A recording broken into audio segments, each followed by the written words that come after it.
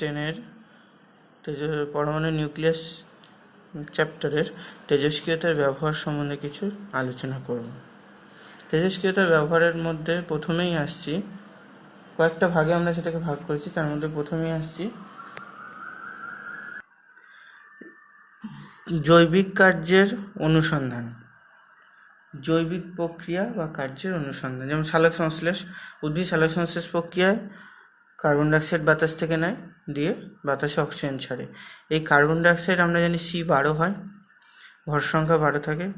কার্বনের C14 যুক্ত carbon dioxide আমরা ব্যবহার করে আমরা এই যে সালোক সংশ্লেষের প্রতিটা ধাপ সম্বন্ধে কি কি ঘটে সেইটা আমরা জানতে পারি।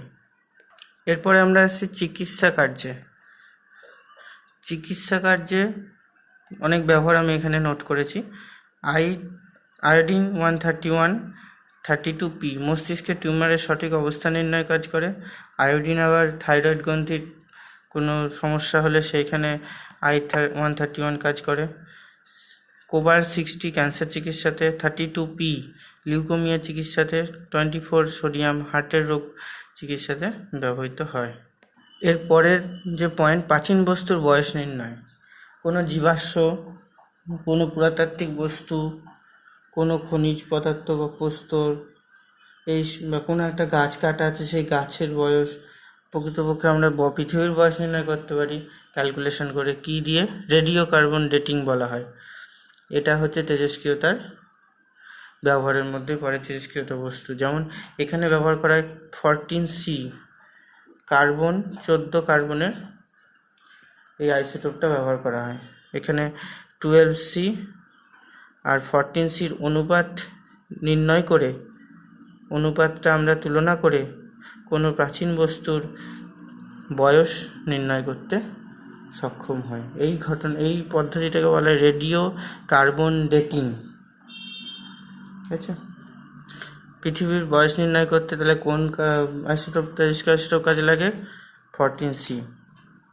এছাড়াও অনেক ব্যবহার আছে, বিভিন্ন রসায়নবিদ্যায় বিভিন্ন রাসায়নিক বিক্রিয়া রয়েছে, তাদের গতিবিধি বা তাদের যদি মেকানিজম বা কলাকৌশল পরীক্ষা করতে হয় তাহলে আমরা তেজস্ক্রিয় পদার্থের সাহায্য নিতে পারি। ঠিক আছে? এরপরে আমরা যে বিষয়টা নিয়ে আলোচনা করব সেটা হচ্ছে ভর ত্রুটি। ভর ত্রুটিটা কি? এর জন্য প্রথমে আসবো আমরা নিউক্লিয়ন বলতে কি বোঝো সেটি জানবো। নিউক্লিয়ন হচ্ছে কোনো পরমাণুর নিউক্লিয়াস প্রোটন এবং নিউট্রন দ্বারা গঠিত। এই নিউক্লিয়াসে প্রোটন আর প্রোটন সংখ্যার সমষ্টিকে বলা হয়, যেটা ভর সংখ্যা, সেটাকে বলা হয় নিউক্লিয়ন।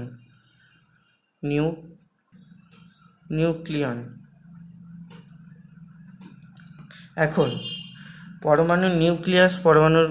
নিউক্লিয়াসের একটা ভর আছে, সেটা ধরলাম আমি m। এটা একটা স্থির ভর। নিউক্লিয়াসের একটা স্থির ভর হচ্ছে m। এবার পরমাণুর নিউক্লিয়াসে যতগুলো প্রোটন আছে, যতগুলো নিউট্রন আছে, যতগুলো প্রোটন, যতগুলো নিউট্রন আছে, তাদের মোট সমষ্টি ভরের, সেটা ধরলাম m1। এই দুটো ভর এক হওয়া উচিত ছিল, কারণ পরমাণু নিউক্লিয়াসে তার কিছু নেই। পরমাণু নিউক্লিয়াসে আছে প্রোটন আছে আর নিউট্রন আছে, তাদের যোগফল, তাদের সমষ্টি, ভরের সমষ্টি যা হচ্ছে, পরমাণু নিউক্লিয়াসের মোট নিউক্লিয়াসের যে ভরটা স্থির ভর, সেটা একটু কম হচ্ছে। এই যে পার্থক্যটা, m1 বড় m থেকে, m1টা হচ্ছে বড় m এর থেকে। এই যে m1 মাইনাস m তাকে বলা হচ্ছে ডেল্টা m। এইটাকে বলা হচ্ছে ভর ত্রুটি। ভর হওয়ার কথা ছিল দুটোই সমান, নিউক্লিয়াসের স্থির ভর যা, এইদের দুটো যোগফল দুটোই সমান হওয়ার কথা ছিল, কিন্তু এই যে স্থির ভরটা টোটাল নিউট্রন এবং প্রোটনের যে সমষ্টির ভরের থেকে কম হয়, তাই জন্য এই যে দুটোর ভরের যে পার্থক্য তাকে বলা হয় ভর ত্রুটি। এরপরে আমরা দেখব নিউক্লিয় বন্ধন শক্তি। তাহলে নিউক্লিয় বন্ধন শক্তি কীভাবে উৎপত্তি হচ্ছে সেটা দেখি। এই যে আমরা বললাম একটু আগে ডেল্টা m ভর বিচ্যুতি, এই ডেল্টা m এর সঙ্গে যদি আমরা মানে যে আইনস্টাইনের যে ইয়েটা আছে, ভর শক্তির তুল্যতা সূত্র, E=mc², এই সূত্রটা আমি যদি প্রয়োগ করে নিই, তাহলে আমরা একটা শক্তির পরিমাপ পাবো, যেখানে E=mc², ই হচ্ছে শক্তি, এম এর জায়গায় আমি যদি ডেল্টা এম মানটা বসাই, সি হচ্ছে আলোর বেগ, এই ফর্মুলাটা যদি অ্যাপ্লাই করি, তাহলে যে এম এর মানটা আমি পেলাম, সি এর মান জানি, আলোর বেগ 3 × 10⁸ মিটার/সেকেন্ড, এই মানটা বসিয়ে ই এর যে মানটা পাবো, সেইটা একটা মান পাবো, এইটাকে বলা হয় নিউক্লিয় বন্ধন শক্তি। এই নিউক্লিয় বন্ধন শক্তি বোঝা গেল। তাহলে এই নিউক্লিয় বন্ধন শক্তি নিউক্লিয়াসের মধ্যে প্রোটন এবং নিউট্রনকে একসঙ্গে আঁকড়ে ধরে রাখে। তার মানে কি, আমাদের একটা আশ্চর্যের বিষয় হচ্ছে, আমরা জানি ধনাত্মক আধানগুলো পরস্পরকে বিকর্ষিত করে। তাহলে প্রোটন হচ্ছে ধনাত্মক আধান, নিউক্লিয়াসের হচ্ছে নিউট্রন, সেটা হচ্ছে নিস্তড়িত, আরও শুধু প্রোটন হচ্ছে। তাহলে একটা ভারী পরমাণুর নিউক্লিয়াসে অতগুলো প্রোটন একসঙ্গে কি করে লেগে আছে পাশাপাশি? তাহলে তো প্রোটন তো পরস্পরের সঙ্গে বিকর্ষিত করার কথা, তাহলে পরস্পরের সঙ্গে কী করে লেগে আছে? এই কারণ হচ্ছে নিউক্লিয় বন্ধন শক্তি। এই নিউক্লিয় বন্ধন ভরবিচ্যুতি থেকে যে নিউক্লিয় বন্ধন শক্তি উৎপত্তি হচ্ছে, এই নিউক্লিয় বন্ধন শক্তি ওদেরকে একসঙ্গে ধরে রেখেছে। ঠিক আছে? তাহলে নিউক্লিয় বন্ধন শক্তিকে অন্যভাবে আমরা বলতে পারি সংজ্ঞাটা, সেটা হচ্ছে কোনো নিউক্লিয়াসকে ভেঙে নিউক্লিয়নগুলিকে পরস্পর থেকে বিচ্ছিন্ন করে স্বাধীন কণারূপে পরিণত করার জন্য, আলাদা আলাদাভাবে স্বাধীন কণারূপে পরিণত করার জন্য যে পরিমাণ শক্তির প্রয়োজন হয়, তাকে বলা হয় নিউক্লিয় বন্ধন শক্তি। ঠিক আছে? এই নিউক্লিয় বন্ধন শক্তি হচ্ছে নিউক্লিয় বলের উৎস। মানে এই নিউক্লিয় বন্ধন শক্তির জন্যই নিউক্লিয়নগুলি কোনো পরমাণুর মধ্যে অত টাইটলি বাউন্ডেড থাকে। এরপর আমরা নিউক্লিয় বিক্রিয়া সম্বন্ধে আলোচনা করব। নিউক্লিয় বিক্রিয়ার দুই প্রকারের আমরা পড়ব, আরও আছে, তার মধ্যে আমরা দুই প্রকারই পড়ব। একটা হচ্ছে নিউক্লিয় সংযোজন বিক্রিয়া, আর একটা হচ্ছে নিউক্লিয় বিভাজন বিক্রিয়া। প্রথমে আমরা আসবো নিউক্লিয় বিভাজন বিক্রিয়া, নিউক্লিয়ার ফিশন রিয়াকশন। বিজ্ঞানী অটো হান আর স্ট্রাসম্যান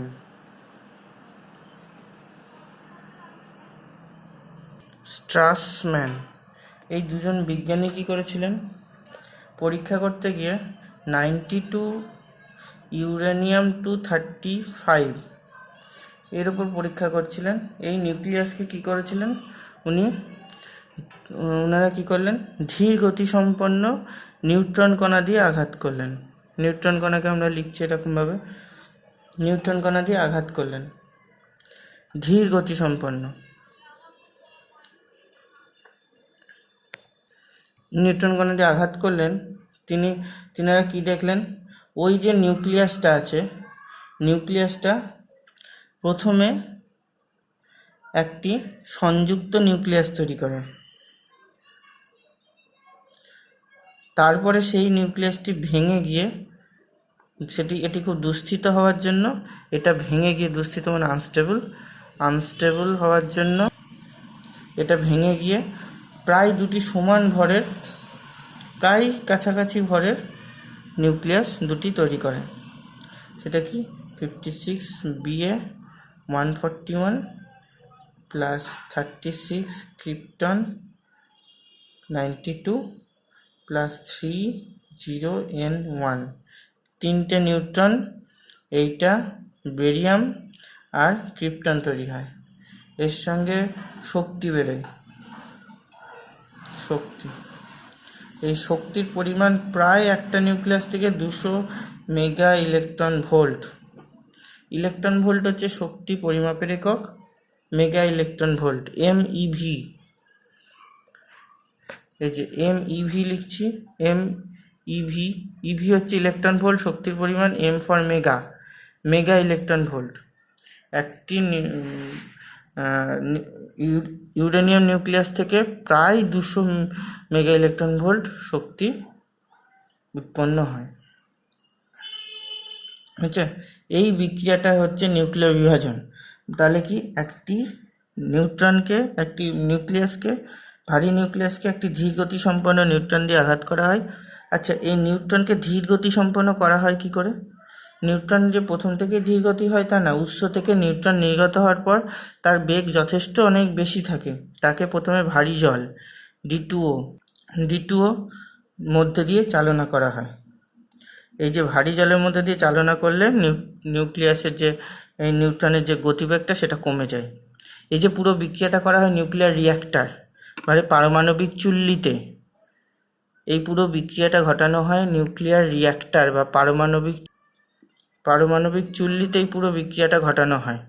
এবং আমরা আগেই পড়েছি যে পারমাণবিক চুল্লিতে হাইড্রোজেনের একটা আইসোটোপ ডয়টোরিয়াম তার অক্সাইড মানে ভারী জল সেটা ব্যবহার করা হয় মডারেটর হিসাবে। মডারেটর কথার অর্থ হচ্ছে গতিকে কমিয়ে দেয়। তো এই যে হচ্ছে নিউট্রনটা ধীরগতি সম্পন্ন, এটাকে প্রথমে উচ্চ গতি সম্পন্ন থাকে, একে ধীরগতি সম্পন্ন করা হয় ভারী জলের মধ্যে দিয়ে। পারমাণবিক চুল্লিতে ভারী জল থাকে, সে ভারী জলের মধ্যে দিয়ে পাস করিয়ে মানে ভারী জলের মধ্যে দিয়ে পাঠিয়ে দিয়ে ধীরগতি সম্পন্ন করা হয়। এবং তারপরে সেটি প্রথমে কি করে অস্থায়ী কিছু একটা পদার্থ তৈরি করে 92 ইউরেনিয়াম 236, পরে দেখা গেছে এটা। এবং এটি পরে ভেঙে কি তৈরি হয় বেরিয়াম আর ক্রিপ্টন, আর 3টে নিউট্রন তৈরি হয়। প্রচুর পরিমাণ শক্তি 200 মেগা ইলেকট্রন ভোল্ট। মেগা কথার অর্থ হচ্ছে 10⁶ গুণ, প্রায় 10⁶ গুণ মেগা কথার অর্থ, ঠিক আছে? এত ইলেকট্রন ভোল্ট শক্তি উৎপন্ন হয়। এই যে পুরো বিক্রিয়াটা যেহেতু নিউক্লিয়াস ভেঙে যাচ্ছে তাই এটাকে হচ্ছে নিউক্লিয়ার বিভাজন বিক্রিয়া নামে পরিচিত। যে নিউক্লিয় বিভাজন বিক্রিয়াটা বললাম, সেই নিউক্লিয় বিভাজন বিক্রিয়ার একটা প্রধান বৈশিষ্ট্য, ভয়ঙ্কর বৈশিষ্ট্য যাই বলি না কেন, সেইটা হচ্ছে এটি একটি শৃঙ্খল বিক্রিয়া। এখন জানতে হবে শৃঙ্খল বিক্রিয়া কী করে হলো, এটা কি জিনিসটা একটু কনসেপ্টটা তার জানতে হবে। তার জন্য আমি একটা ডায়াগ্রাম আঁকার চেষ্টা করছি। তাহলে দেখি এখন এখানে একটা ডায়াগ্রাম আঁকার চেষ্টা করছি। একটা নিউট্রন কি করেছে 92 ইউরেনিয়াম 235 এর সঙ্গে বিক্রিয়া করেছে, দিয়ে কি করেছে 3টে নিউট্রন তৈরি হয়েছে এবং 200 মেগা ইলেকট্রন ভোল্ট শক্তি উৎপন্ন হয়েছে। এই 3টে নিউট্রন কি করছে, আবার কোনো একটা ইউরেনিয়াম নিউক্লিয়াসের সঙ্গে বিক্রিয়া করেছে, করে আবার তিনটের মধ্যে একটা নিউট্রন আরও 3টে নিউট্রন তৈরি করলো, আবার 200 মেগা ইলেকট্রন ভোল্ট করলো। এবার এই নিউট্রনটাও আরও 3টে নিউট্রন তৈরি করলো আর একটা ইউরেনিয়ামের সঙ্গে বিক্রিয়া করে, দিয়ে 200 মেগা ইলেকট্রন ভোল্ট তৈরি করলো। এইটা আরও 3টে করলো, 200 মেগা ইলেকট্রন ভোল্ট তৈরি করলো। এইবার যে আলাদা আলাদা নিউট্রন রয়েছে, এই নিউট্রনগুলো কি করছে, আরও 3টে নিউট্রন তৈরি করবে। এইভাবে এইগুলো আরও করবে, এবং প্রত্যেকটা স্টেপে 200 মেগা ইলেকট্রন ভোল্ট করে বাড়তে থাকবে। তার মানে কি, এই বিক্রিয়াটা কখনো শেষ হবে না যদি ইউরেনিয়ামের যোগান থাকে। ইউরেনিয়ামের যোগান থাকলে এই বিক্রিয়া কখনো শেষ হবে না। এই বিক্রিয়াটা একটা চেইন আকারে চলতে থাকে, এই জন্য এটাকে বলে শৃঙ্খল বিক্রিয়া, চেইন রিয়াকশন। তাহলে বোঝা গেল, এই বিক্রিয়া যদি একবার শুরু হয়ে যায় আর যদি ইউরেনিয়ামের যোগান থাকে তার প্রচুর পরিমাণ শক্তি উৎপন্ন হবে এবং বিক্রিয়া কখনো শেষ হবে না। শেষ হওয়া খুবই কষ্টকর। এই বিক্রিয়াকে কাজে লাগিয়ে কি করা হয়েছিল, দ্বিতীয় বিশ্বযুদ্ধের সময় 1945 খ্রিস্টাব্দ 6 আগস্ট কি করেছিল আমেরিকা, পারমাণবিক বোমা ফেলেছিল জাপানের হিরোশিমা নাগাসাকি। 6 আগস্টে দুটোতে করেনি, যাই হোক আলাদা আলাদা ডেটে হিরোশিমা আর নাগাসাকিতে 1945 সালে হিরোশিমা নাগাসাকিতে এই পারমাণবিক বোমা ফেলা হয়েছিল। একটার নাম ছিল ফ্যাটম্যান আর একটার নাম ছিল লিটল বয়। 6 আগস্ট যেটা করা হয়েছিল সেটা হচ্ছে জাপানের হিরোশিমাতে করা হয়েছিল, তার নাম ছিল লিটল বয়।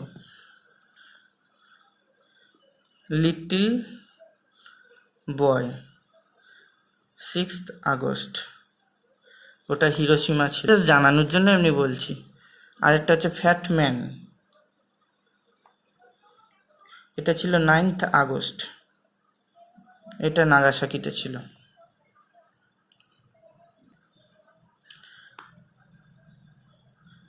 তাহলে বোমাটার নাম কি? Little boy fat man. Little বয়টা ছিল যে হিরোশিমাতে ফেলা ছিল, তার টার্গেট ম্যাটেরিয়াল মানে এই যে নিউট্রন আঘাত করেছিল কাকে? 235 নিউক্লিয়াসকে, ইউরেনিয়াম। আর যে ফ্যাটম্যানটা ছিল সেখানে ছিল প্লুটোনিয়াম নিউক্লিয়াসকে নিউট্রন আঘাত করে দিয়ে এই বোমাটা তৈরি করা হয়েছিল। ঠিক আছে, তাহলে এই হচ্ছে এই যে নিউক্লিয় বিভাজন বিক্রিয়াটা, সেটা চেন রিয়াকশান, তার একটা ব্যবহার বললাম বা ক্ষতিকারক দিক যাই হোক বললাম।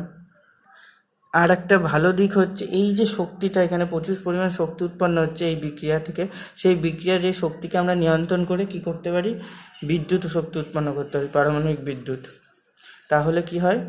এর ফলে আমাদের অনেকটা বিদ্যুতের যে ঘাটতি সেটা প্রয়োজন মেটে। তো নিউক্লিয় বিভাজন বিক্রিয়া হলো। এবার হচ্ছে নিউক্লিয় সংযোজন বিক্রিয়া। নিউক্লিয় সংযোজন বিক্রিয়া, যার নাম নিউক্লিয়ার ফিউশন রিয়াকশন।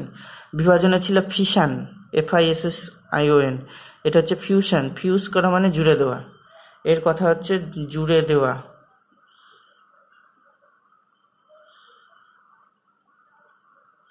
একসঙ্গে দুটোকে বা তিনটেকে একসঙ্গে জুড়ে দেওয়াকে বলে ফিউশন। ফিশন মানে ভেঙে দেওয়া, ফিশন করা মানে ভেঙে দেওয়া, আর ফিউজ করা মানে জুড়ে দেওয়া। এই বিক্রিয়াতে কি হয়? দুটো হালকা মৌলের নিউক্লিয়াস জুড়ে গিয়ে অপেক্ষাকৃত ভারী মৌলের একটি নিউক্লিয়াস তৈরি করে। যেমন দুটি হালকা মৌলের নিউক্লিয়াস হচ্ছে দুটো H1H2, সাধারণ 1H2 মানে ডয়টোরিয়াম নিউক্লিয়াস যুক্ত করে কি করছে? একটা হিলিয়াম নিউক্লিয়াস তৈরি করেছে এবং শক্তি উৎপন্ন করেছে। ঠিক আছে, এইরকম আরও বিক্রিয়া আছে এই ধরনের। দেখা যাক আর কি বিক্রিয়া আছে। 1H1 প্লাস 1H3 টাইট্রিয়াম আর হাইড্রোজেন, হালকা মৌলের নিউক্লিয়াস কি করছে? 2Ag4 তৈরি হচ্ছে। 1H2 ডয়টোরিয়াম 1H3 যুক্ত হয়ে কী করছে? 2Ag4 প্লাস নিউট্রন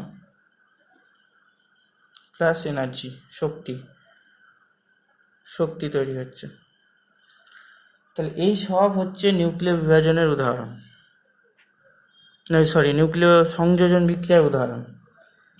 এখন এই সংযোজন বিক্রিয়াতে কি হয়? নিউক্লিয় বিভাজনের থেকে অনেক বেশি পরিমাণ শক্তি উৎপন্ন হয়।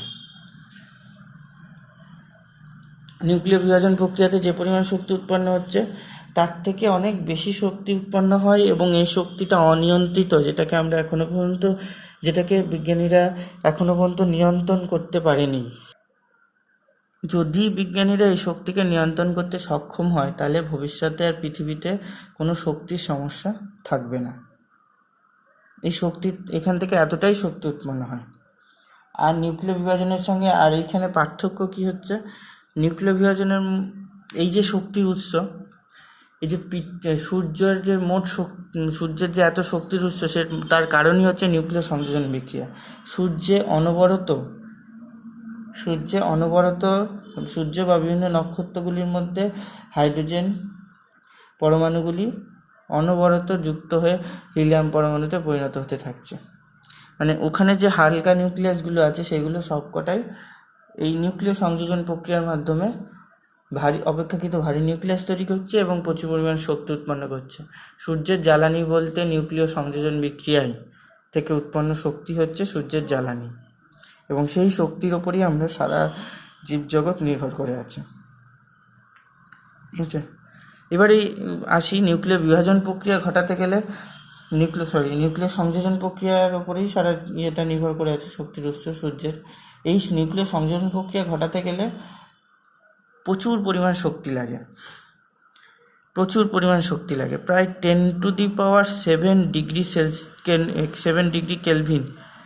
কেলভিন এত পরিমাণ শক্তি লাগে নিউক্লিয় সংযোজন বিক্রিয়া ঘটাতে গেলে। তারও একটা কারণ বলি, কারণ এখানে দেখি দুটোই নিউক্লিয়াস, হালকা মৌলের নিউক্লিয়াস মানে কি পজিটিভ চার্জ, তাই তো? দুটো হালকা মৌল আসছে, তার মানে দুটো হালকা মৌলে পজিটিভ চার্জ আছে ভিতরে। এই দুটো নিউক্লিয়াসকে যদি পাশাপাশি আনতে হয়, সেম চার্জের জিনিস, একই আধানের জিনিস যদি পরস্পরের কাছাকাছি আনতে হয়, তাহলে আমাকে অনেক শক্তি প্রয়োগ করতে হবে। সেই জন্য এই বিক্রিয়াতে প্রচুর পরিমাণ শক্তি লাগে। ঠিক আছে, প্রচুর মানে কাছাকাছি আসতে গেলে যে দুটো একই মৌলের নিউক্লিয়াস আছে, ধনাত্মক আধান বিশিষ্ট নিউক্লিয়াসকে সংযোজিত করার জন্য প্রচুর বিকর্ষণ বল অতিক্রম করতে হয়। সেই প্রচুর বিকর্ষণ বলকে অতিক্রম করার জন্য উচ্চ তাপমাত্রা লাগে, মানে প্রচুর পরিমাণ শক্তি লাগে। এই পুরো শক্তি তো বাস্তবে তৈরি করা অসম্ভব, তাই জন্য নিউক্লিয় সংযোজন বিক্রিয়া করার আগে নিউক্লিয় বিভাজন বিক্রিয়া করে নিতে হয়, যাতে করে নিউক্লিয় বিভাজন বিক্রিয়াতে উৎপন্ন শক্তিটা নিউক্লিয় সংযোজন বিক্রিয়ায় শুরু করতে কাজে লাগে। তাই জন্য এই নিউক্লিয় সংযোজন বিক্রিয়াকে বলা হয় তাপীয় নিউক্লিয়ার বিক্রিয়া। তাপীয় নিউক্লিয় বিক্রিয়া। কেন? এই বিক্রিয়া শুরু করতে গেলে প্রচুর পরিমাণ শক্তি লাগে, তাই এই বিক্রিয়াকে তাপীয় নিউক্লিয় বিক্রিয়া বলা হয়। ঠিক আছে, তাহলে এবার নিউক্লিয় সংযোজন বিভাজনের পার্থক্য তোমরা বলতে পারবে। ঠিক আছে, তাহলে এই চ্যাপ্টার সম্বন্ধে মোটামুটি হয়ে গেল। এবার আমি কিছু কোশ্চেন, আজকে যেটুকু পড়ালাম তার মধ্যে কিছু কোশ্চেন আমি ডেসক্রিপশন বক্সে একটা লিঙ্কে দিয়ে দিলাম, তোমরা সেই কোশ্চেনটা সলভ করবে। ঠিক আছে।